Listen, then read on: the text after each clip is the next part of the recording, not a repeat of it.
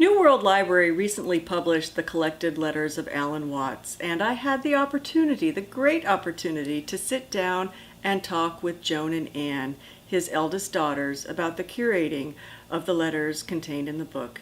I hope you enjoy the interview.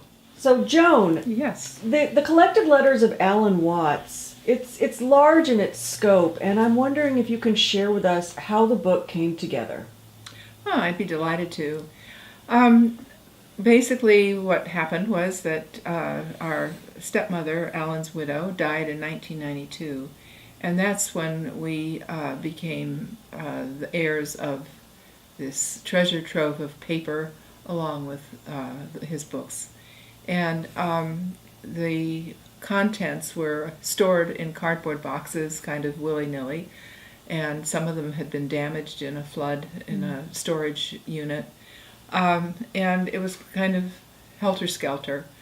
I hired a friend of mine that had worked for me in a previous job, and she set about the task of going through and salvaging what was still salvageable and putting them into concrete files so that we had some sense of what was there and what was still usable. It included everything from royalty statements, correspondence with publishers, tax stuff, letters, and manuscripts.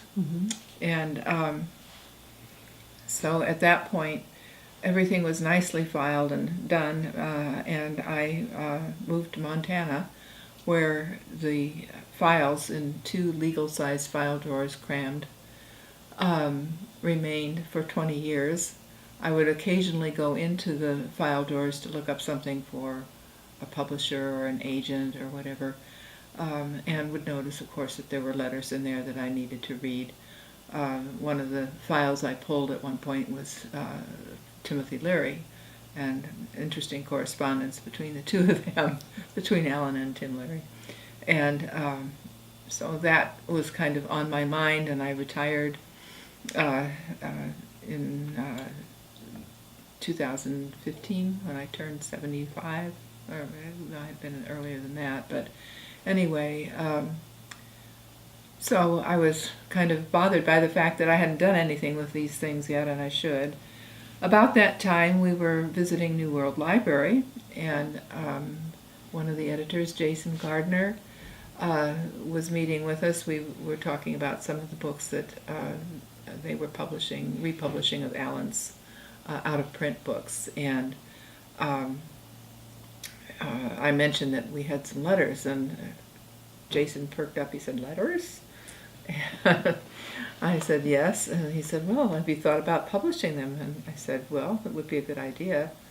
And he said, "Well, we might have to get an editor to go through this." And I said, "Well, I thought Anne and I could do that." And that was how it started. And we had, our contract was to produce a manuscript of 300 pages, and we produced a manuscript of 600 pages. And Jason said, "Oh, well, we might have to cut some of this." And we looked at him and said, "Great, go ahead." And Jason couldn't, he started reading the letters, and he got back to me and he said, "You're right. You can't cut them." How far back do these letters go? They go back to when he was in high school. He was 13 years old, 1928. Some of his first letters. He was born in 1915 in England, and the letters go back to that time when he was in a boys' religious school, Anglican school, Church of England, and then they go through to his death in 1973. And many of the letters are to his parents. He was a faithful correspondent. He wrote to his parents pretty much once a month. And that was what he was striving to do. And they continued to live in England when he came to the United States in 1938. So that was a wonderful resource of background information. He wrote long letters, wonderful descriptive letters, and uh, and then also he wrote wonderful letters to people he was involved with on religious matters and um, publishing, whatever. He had a sense of humor, and he would write these great letters, and they were all in either, they were mostly typewritten, carbon copies, which had to be scanned and proofed and reproofed and put into Word format, and that was very tedious. I think I worked on that part of it for about 2 years, and often 7 days a week. I bet. Well, it was a long time coming, and we're glad it's here. Thank you. So, Anne, what was it like to have Alan Watts as a father? Complicated. You know, when he was around and he was with us, he was very playful and fun to be around. He loved to sing, he loved to dance, he loved to draw, he would encourage us to draw, and he would be fully present. And I think I, for one, and I think Joan the same, that we felt special when he was around. However, he wasn't around a lot. He was so involved in his work. So he was either writing, or he was gone from home. He was on lecture tours, or he was, whatever, lots of other things that he was doing. And in that sense, he was not available. Mm-hmm. And the other thing is that for myself as a child, I came along when my parents were no longer happy in their marriage. And so I was really an unwanted child. And I grew up having difficulties with both my mother and my stepmother. These letters confirmed my memories about how that was. I really got. And I got that he knew, but he was never an advocate for me. Right? He would always treat me well, and he loved me, but he wouldn't advocate for me with his wives. And I think that as a child, I felt let down by that. Mm-hmm. So it's a mix, just loving him, loving being with him, and at the same time, there were ways in which he wasn't available as a dad. Mm-hmm. Yeah. So that's how it was for me. Mm-hmm. Yeah. And Joan? Different, quite a bit different, I guess. It was evident in the letters that I was a favorite child, and he spoke a lot about me, describing my appearance, my looks, my clothing, my abilities, and so on. And I felt almost a little bit embarrassed, especially for Anne, in reading these letters, because I think for her, especially the early years, were a little hurtful, because she was always perceived as into things, naughty, this or that wasn't exactly flattering for her. And so that was a little hard. He, as a father, for me, as Anne described, he was also very loving and caring when he was around.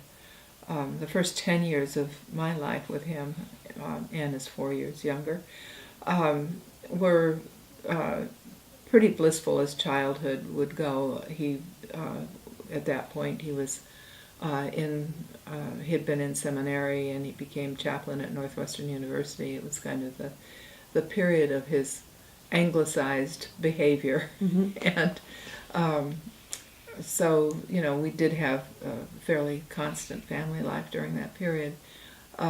When our parents' marriage dissolved after the first 10 years, I was summarily sent off to boarding schools, like so many children do in families that break up. And at that point, I only saw him on vacations, mm-hmm. So that was how it was. Mm-hmm.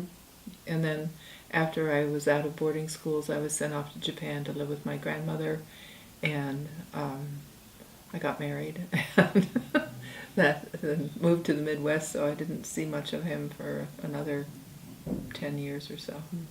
So, Anne, how did Alan Watts delineate between his philosophy and his lifestyle? It's a good question. I think philosophically, Alan felt that he was human.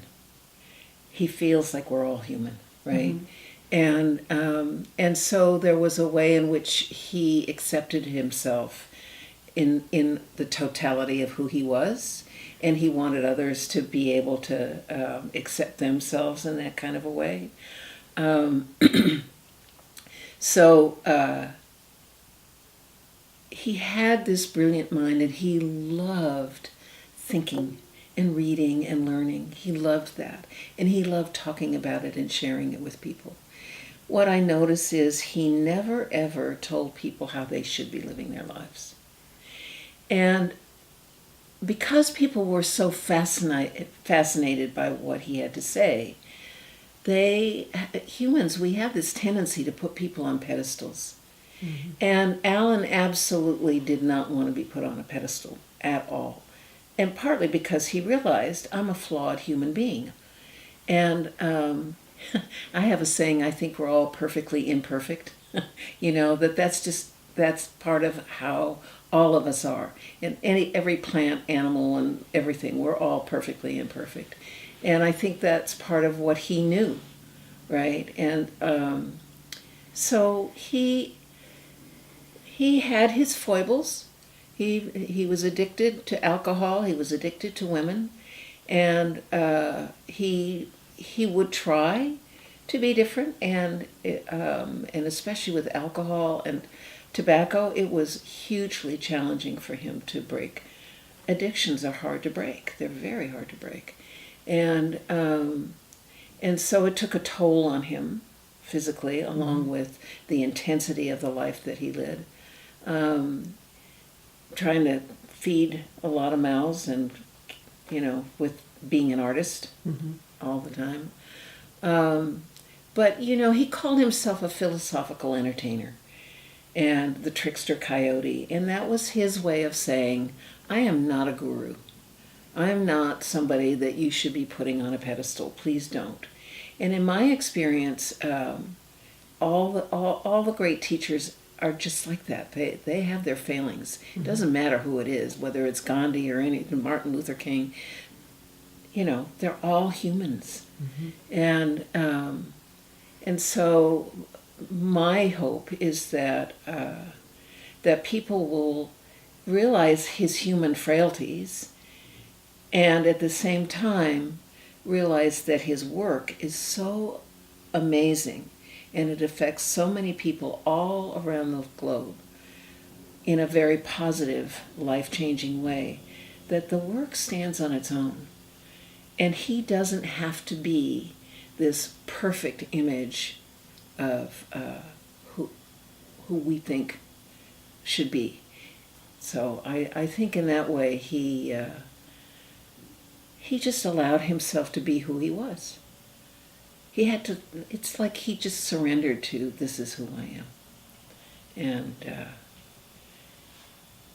it wasn't easy, but it was what it was. And he absolutely loved what he did in the world. He loved it. Joan, how does Alan Watts's philosophy relate to current life today? I found it quite interesting in going through the letters that span a period from, as we said earlier, 1928 to 1973. A lot of what he wrote is applicable to this time and day. It's amazing to me, especially his letters in regards to people's behavior, the police state, how police should be kept out of the bedroom, sumptuary laws as one might define them, and things like the legalization of LSD and marijuana, I mean, you look at it now, we're still in 50 years later, still grappling with the effects of what happened to um, cause marijuana to be illegal and a class, whatever, what it is, the class that it is, I don't know. But anyway, listing it as a bad drug.